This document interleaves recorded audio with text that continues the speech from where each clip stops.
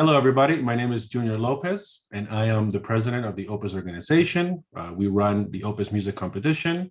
I'd like to introduce the judges from the 2021 state competition. Benjamin Smith, who was our piano person, I guess, on the panel. In the strings, we had Stanislav Pronin, Daniel Haas, and on guitar, Ricardo Cobo.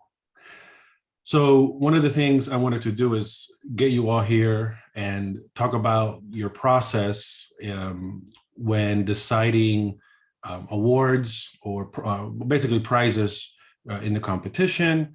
Some of the things that came up were we had maybe had a category in a state that didn't have a first prize or a second prize, and then there was a third, or maybe there was a first prize and then no second or third, etc. And so I want to give you guys a little bit of a chance to explain yourselves. Although I do want to say that on the website, it never said that everyone was going to receive an award. And in music competitions in general, we see it with at least the major competitions where sometimes there isn't a first prize winner, there isn't a second, things like that. It does happen. So I would love to get your comments on that, and we'll go from there. So who would like to? I'll jump in there. I mean, yeah, what you said about major competitions, considering those, most people don't get a prize. In fact, very few people get a prize. So I would never go into a competition as a participant assuming I was going to walk away with anything.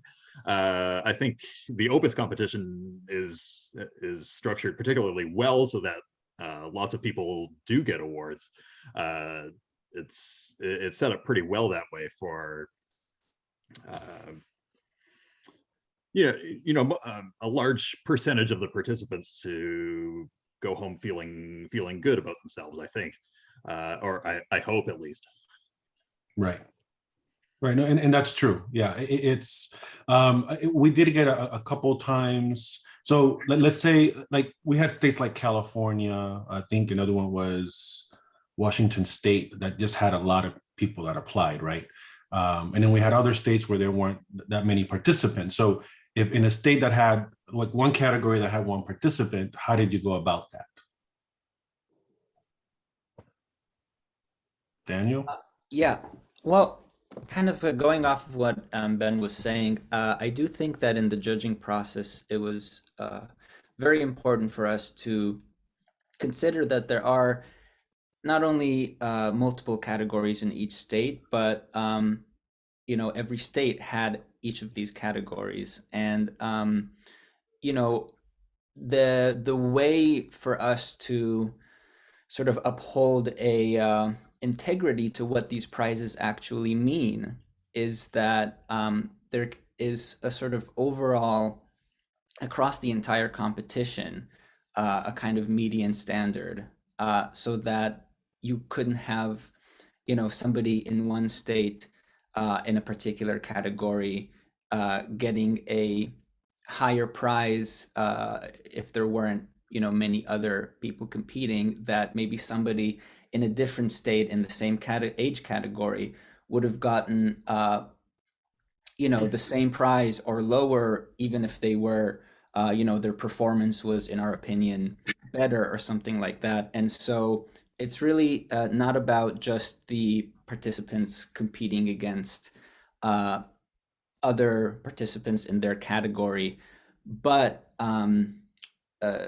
interacting with that sort of median standard for the competition as a whole, again, to uphold the integrity of what these prizes actually signify. And that goes to if there was only one person in a category, that is especially difficult to appraise in that way. And so I think that we had to make the decision to put that particular participant in the context of what the level that we are judging based on, and not just on that performance in the context of that category, because there wouldn't have been as good of a context to judge it based on. So I think that that's just a great thing to keep in mind in terms of how we decide on prizes, that, you know, the merit prizes and the first, second, and third places, there does have to be a certain average level of performance across the entire competition for those prizes to have the value that I think that they should have, and that I believe we achieved in giving them that. And so, more so than expecting to receive them if there's nobody else in the category that received them, it actually, for a person receiving a prize, it is a particular value that is being signified with it, that is a clear and consistent level for what second prize means. So yeah, if that helps understand how that works, I think it can make it can give it these prizes actually a particular standard to strive towards, which I think is a big benefit of the competition as well, is that it sort of codifies the standard for young students to be able to understand where exactly in the scheme of things they may be and what exactly they may be able to strive towards. Right. And I will say that you guys, I know Ricardo's going to say something.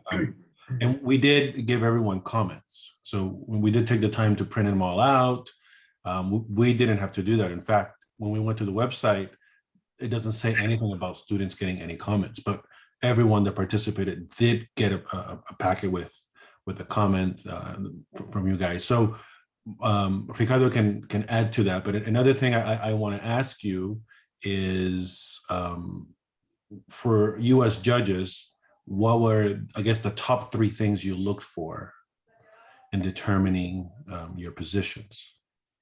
I'll answer very briefly. I think we understood going into the task of judging a rather large number of musicians that we would apply our own personal high standards to that process. I think we all understood this is a professional contest.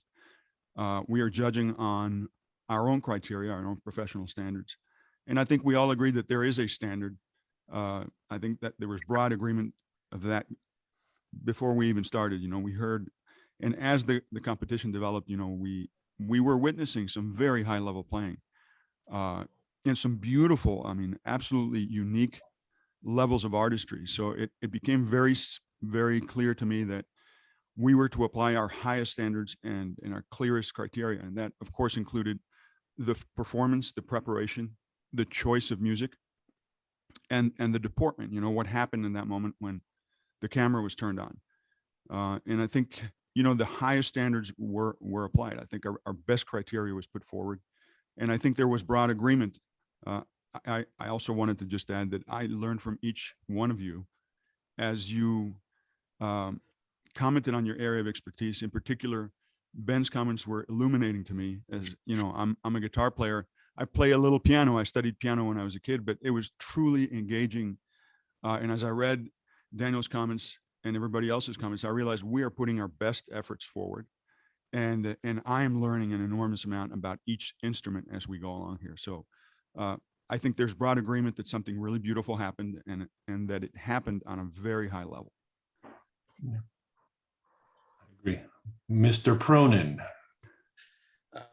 Yeah, I just wanted to say about fairness, first of all, in this competition.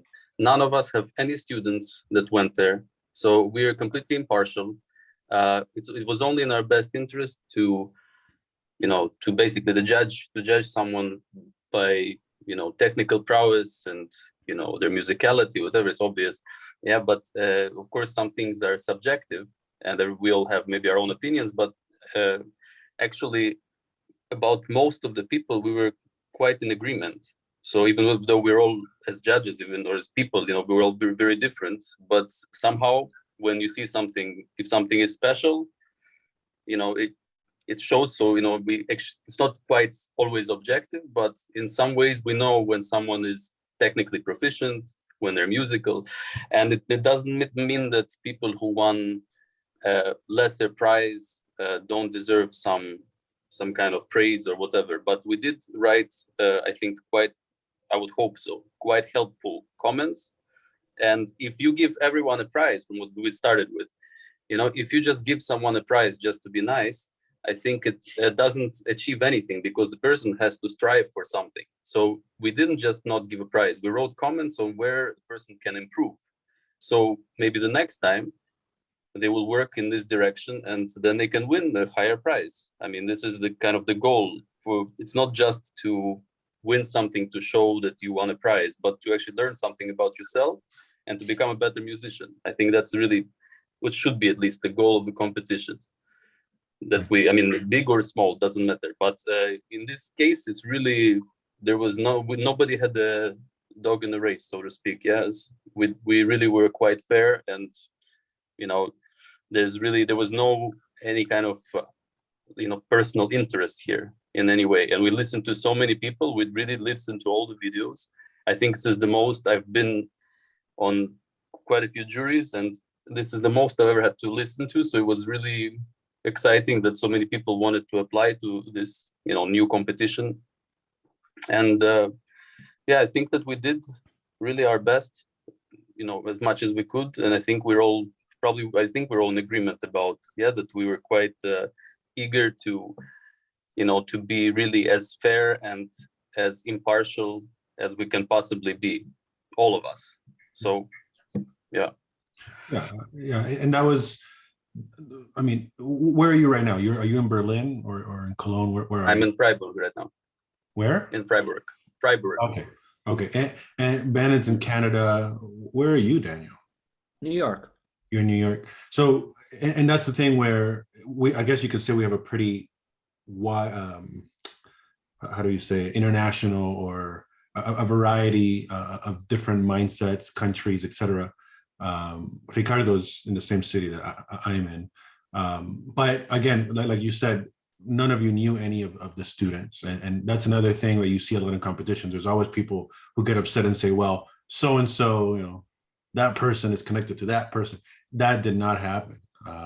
And that was one of the reasons I sought you guys, because one, I know you all, and you guys all have incredible backgrounds. So, that's the first thing, where you know what you want to hear, and a lot of the rep that was played. And then, but like Stas said, there's no dog in this fight. So, and back to Ricardo's comment, we did see some really great performances all over the country, even from some of the younger kids. We had a couple of those 6-year-olds that, it was very impressive.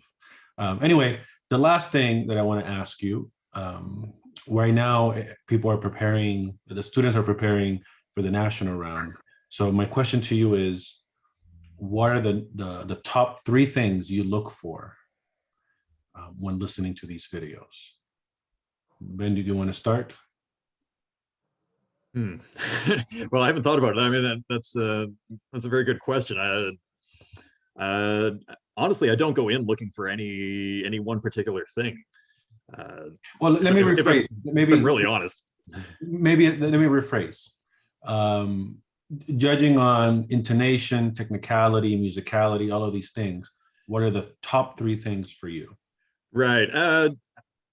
I mean, musicality has to be number 1. I think that's a given. Without that, then there's kind of nothing. But technical expertise goes along with that, right? The ability to say anything musically depends on some high level of technical competence. So those 2, and beyond that, stage presence, personality, especially watching videos, how things look, and body language plays a very, very important role in how performance comes across. Right. Stanislav? Yeah, I think that what along the lines what you said is like everything, musicality, the technical aspects, everything kind of it comes together. It's about maybe 85% of it, and then 15% is the same as if let's say if you some people, let's say you like to spend time with, you like them to be your friends, some you don't. It's a certain vibe, it's a certain kind of charisma that you know. It's the same thing in music. You know when some but you know when, just like being in love, you don't know why you're in love, but you know this person has the charisma, and he or she has this magnetism.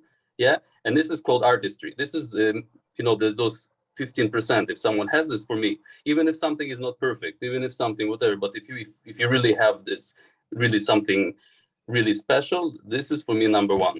Yeah, this personality, like you said, but beyond the personality, the ability to really draw someone in. Okay. Ricardo? I think we broadly agree on on several things. I was going to say, not in any particular order. Preparation and execution is crucial in any contest. It's crucial in any audition. So preparation, everybody prepares differently, but that methodology comes absolutely clean through the screen in a live audition. So, that to me always deserves a very sober look. How was this prepared? Does it work? And, above all, artistry is at the center of all this discussion. Artistry, and specifically musicality. How true do you ring? Do you make sense? And lastly, technical deportment. Technique is the vessel that carries the music forward. So those are, for me, the three main criteria. Okay. And Daniel, and I will say, Daniel, not to put you on the spot, I read all of the comments. Wow. And I think out of all the judges, intonation, you wrote the word intonation more than anyone else. Really? I thought you were going to say the exact opposite. More than me for sure.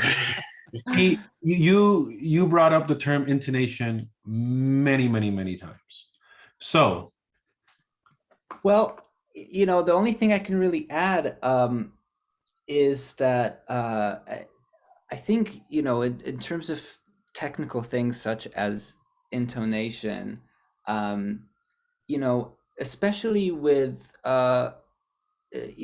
young musicians and these different age categories, I think that there are different priorities to look at with different ages, and something that is always in common is what the other judges are talking about, which is true. It's just to sort of the immediate perception of the sort of attitude, and attitude being, that the charisma or the care for the music, the care for the musicianship, and the technique. I think for me actually comes out of care for the music more than anything. It's not about being perfect or being better, but it's just working on and discovering the ability to make what we want to make happen in the music. So if I wrote the word intonation quite a few times, it could be because it struck me as something that maybe could have been more prioritized, in the string players. It is funny to me for some reason, because I do, and I have a group of students that I teach, and I actually often tell them, because I actually feel like, students often worry about intonation quite a bit, when in fact that there's plenty of other things that kind of come before that. And so I would say that, if in my comment I brought up intonation, that actually might signify that I think a lot of other things are going really well, and that this is the kind of the next step to take. Because again, I do think that there's a lot of things that intonation is not the highest priority. Intonation is not the first thing to achieve by any means. So I'll leave that up to interpretation. And I think that if you got the intonation comment, I actually think that you should feel really good about your performance, because I think it means that you did a lot of other things really well. Okay. All right. You guys want to add anything else before we call it a day? No, I just wanted to say that we're actually, in terms of being very thorough and very nice. We don't give, like, if, some of the teachers we've studied, I'm sure a few of you will agree. But my teacher just used to say, for example, to someone, if they would play for him, even in competition or whatever, if they asked him for comments, he would say sometimes, for example, he said, actually, it's okay. You just have two problems, your left hand and your right hand. We don't do those kinds of things. We were quite, yeah. There was like none of that. what Daniel just said now, like he was very, like, we were thorough. It's not like it was in our interest to actually to help guide you, like you said, to the next level, right? So we're actually, I'm just saying that comparing to international competitions, if, any of the students would later go to international contests, especially, like we said, when there's like 10 professors sitting and students are in these huge, really like big international competitions, it's, it's much more nerve-wracking and much less nice. So just to let people know, because some people are not able to evaluate, to compare. But we've been to international competitions, I think all of us, yeah. So we know what it is. So this is the nicest competition, and also to be with you, all of you guys in the jury. I think it was the nicest, most friendly process that I've ever had, also sitting on a jury. I agree with that, and I ditto. Well said. Sorry, if I may say just one more thing, which is that if I promise, and I'm pretty sure that any comment I made about intonation was preceded by the words "practice slowly," because that's the main thing to take away. And I think, again, intonation is the secondary thing, because practicing slowly with this sort of care for all the details, that brings about good intonation. Practice slowly with good intonation. Yes. That's true. You did remind me there. You did say practice slowly many, many, many times. I believe in practicing slowly. What can I say? All right, guys. It was great to see you all. I hope you're having a good week. If you want to add anything else, you can do it now. Otherwise, we'll call it a day. Thanks for the opportunity, Yunior. Thank you guys for doing it. Absolutely. Ricardo, you still look like you run a podcast. I knew a bit of podcasting, but it's how it is. Everything's changing every day. So but your voice is really perfect for it too. Thank you. I'm going to take that very seriously. No, I'm serious. You have like a radio voice. Like I could drive my car and just listen and say, this is legit. Like this is the real deal. Well, much appreciated, Yunior. Likewise. All right, guys. Thank you so much for joining me. Thanks, Yunior. Thank you. See you soon. Take care. Bye. Take care. Bye-bye.